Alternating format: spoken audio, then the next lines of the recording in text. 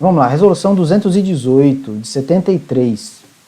Então o CREA foi criado em 66, depois vieram várias resoluções, e essa daqui é uma resolução que está vigente, tá? 218. E o que nós temos aqui? Artigo 1º, listas de atividades para engenheiros e técnicos. Eu acho que eu vou abrir todos os artigos que eu selecionei aqui e eu vou abrir a resolução, senão não fica bacana não. Então, do que se trata, né? Discrimina as atividades das diferentes modalidades profissionais, é o que eu falei. Vai falar do engenheiro eletricista, do engenheiro eletrônico, do engenheiro mecânico. O engenheiro biomédico, por exemplo, tem uma resolução específica para ele, tá? Porque não cabe aqui na 18 e eles não vão refazer a 18 por conta das novas engenharias que forem sendo criadas. Mantém-se a 218 e vamos criando novas, né? Então fala aqui, ó, para efeito de fiscalização do exercício profissional correspondente às diferentes modalidades da engenharia, arquitetura e agronomia, a arquitetura não está mais dentro do conselho, certo? Mas aqui continua no texto. Em nível superior e em nível médio, ficam designadas as seguintes atividades. Então tem uma lista aqui de atividades, tá? Supervisão, coordenação, orientação técnica, estudo, planejamento. E a gente vai ver aqui para frente, por exemplo, ó, aí ele vai falar aqui, artigo 2º, compete ao arquiteto ou engenheiro arquiteto. O desempenho das atividades de 1 a 18, que são todas, tá? Começa no 1 e a última é 18. Depois, se vocês quiserem ler uma a uma, vocês podem ler, mas se eu ler aqui não vai acrescentar muito. Tá, então do 1 ao 18, do artigo 1º, referente a que ele pode desempenhar essas atividades? Referente a edificações, conjuntos arquitetônicos, monumentos, arquitetura paisagística e de interiores, planejamento físico, local, urbano e regional, seus serviços afins e correlatos. Tá? Esse do arquiteto e engenheiro arquiteto. Agora vamos ver um engenheiro que faz mais sentido para engenharia clínica, né? Vamos ver o engenheiro eletrônico, tá? Então, engenheiro eletrônico. Compete ao engenheiro eletrônico, ou engenheiro eletricista, modalidade eletrônica, ou ao engenheiro de comunicação. Tá? O desempenho, em 66, acho que nem se falava muito em telecomunicações, mas o engenheiro de telecomunicações, ele fica aqui dentro do artigo 9º, tá? Então, vamos lá.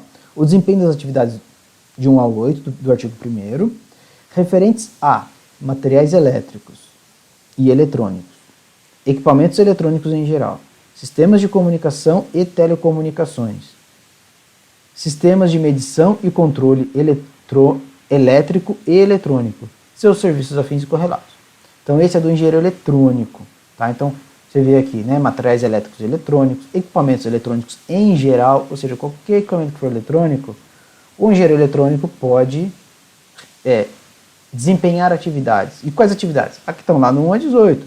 Então elaboração de orçamento, execução de obra, vamos ver, desempenho de cargo e função técnica, vistoria, perícia, avaliação, laudo, parecer técnico, tá?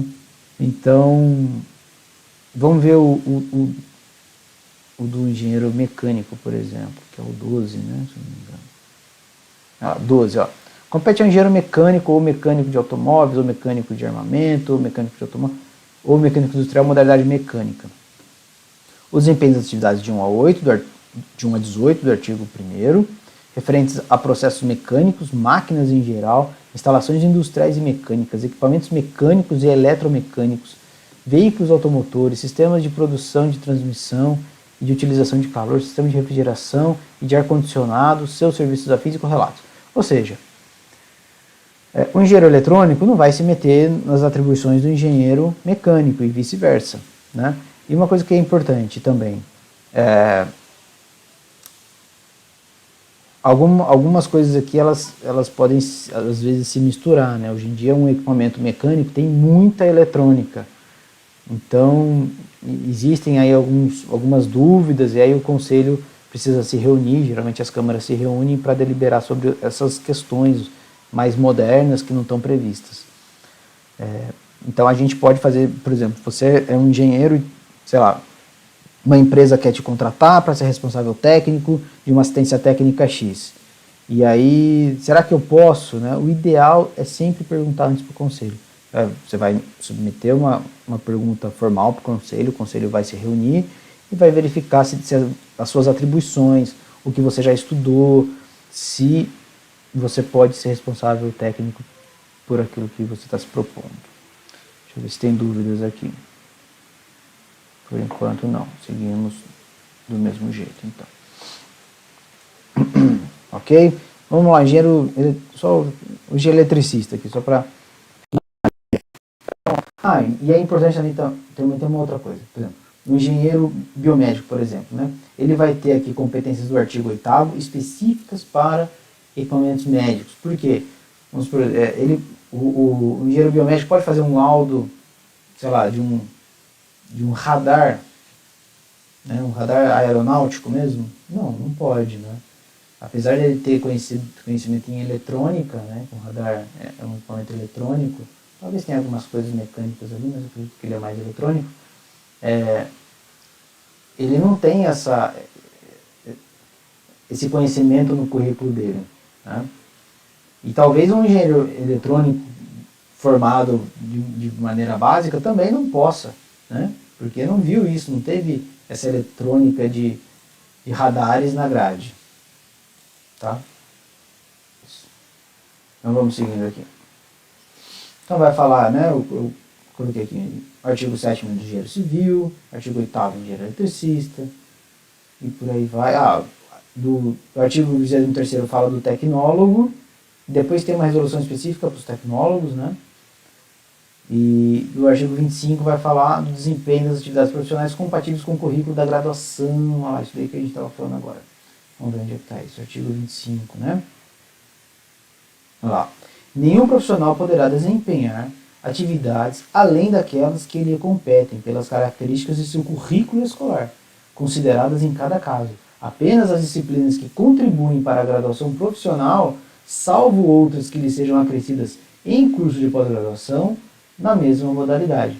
E aí vamos entender curso de pós-graduação aqui, o stricto sensu, tá? Porque a gente vai ver ali na próxima, que é a lei 1073, e o lato sensu não dá atribuição a mais para o profissional.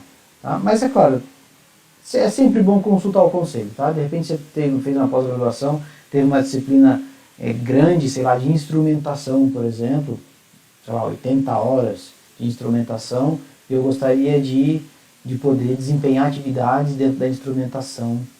Então você pode submeter ao CREA, uma solicitação de análise, e aí assim, quanto melhor você juntar essas informações e perguntar para o conselho, né, assim, mandar lá o currículo da sua pós que você fez, que tem lá 80 horas, e mandar todo o conteúdo programático daquela disciplina para você poder desempenhar essa atividade aí. Tá bom? Então, acredito que se vocês tiverem dúvida com relação a isso, perguntem aí, se eu souber responder, eu respondo. Se eu não souber, eu vou procurar saber e falo depois para vocês.